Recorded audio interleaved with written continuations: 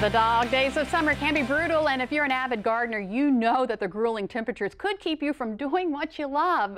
Sometimes it's just too hot. So joining us today to tell us more about gardening in the shade is gardening expert Ginny Rosenkranz from the University of Maryland Extension Office. As always, thanks for joining us this afternoon. Thank you. You know, it seems so simple, but you really can't plant just anything in the shade, can you? No, I mean, I have a lot of friends who love roses, but if you have shade and you plant a rose in the shade, it doesn't thrive. Right. But everything here on this table is a shade-loving plant. Oh. Absolutely. Oh, okay. So we're going to go over them, starting with my favorite, the ferns. We have a couple ferns over here. Tell us about them. I love ferns. Ferns absolutely demand moist shade. The soil has to be moist, but they love shade. Now, the one in front, a lot of people looked at it today and said, oh, it's turning brown. It's turning brown. It's actually called an autumn fern, and it's sort of turning kind of a reddish color. And as the days get a little cooler, it's going to get even more of that beautiful autumn shade. So just look at it as going to its autumn colors. Oh, so it's supposed to do that. It's supposed to do that, okay. yes. And then behind it, the lady fern. Oh, lady ferns are so delicate and so pretty. They're aptly named for that.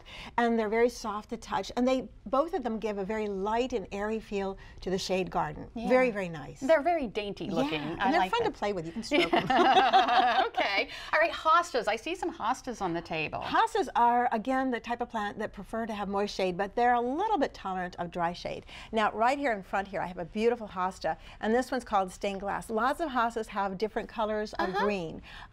This is Francie Williams, and she's got dark inside and lighter green on the outside. And then I have this one called praying hands, which is very unusual, and it's just very strange. It's very different, and yes. You can see if you yeah, take a it look looks at like people praying hands, which is really good. People are praying hands. Yeah. I like that. That's So, very pretty. And you're saying they love moist soil, and they have to have shade. If they have morning sun, they're okay. You put them where they get afternoon sun, and they will actually physically burn. They'll get a sunburn, just like you and I sunburn, and then they get really nasty and brown looking, which you do not want. So you plant all these babies in the shade, and they'll be very, very happy. And they like to be with the ferns, don't they? They thrive with the ferns, and what I like about them is that this big, heavy leaf is a great contrast with a light and delicate leaf of the ferns. So having the different colors and textures makes your garden just look so much more inviting. Okay, let's move on to this right here. Okay, this is a coral bell. Coral bell. And it's called caramel because if you look on the bottom of the leaf, it's kind of a purpley color, but on top it almost has a caramel color.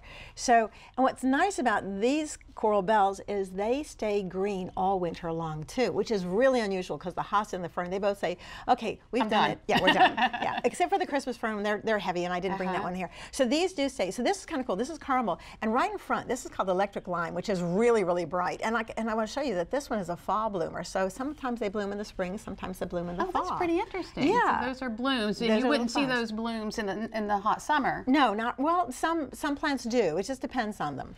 So, but again, they will go ahead and stay in the winter also, which is nice. And then, of course, you brought these beautiful. I forgot to show these. These are the hosta flowers, and a lot of people who grow hostas, they don't want to have the flowers because they would grow them for the foliage. But the flowers are beautiful. They come in this pure white or this really lovely lavender, and sometimes they're fragrant, which I like. You know me, I go for fragrance all the time. And they grow really tall through the hosta. So they kind of like spring forward and all that kind of stuff, and they're very graceful. Okay, beautiful, easy to take care of. Shade-loving plants. Thank you so much, Jenny, as always. And of course, if you would like to learn more about gardening in the shade, visit our website, wboc.com. Click on our picture at the top of the page.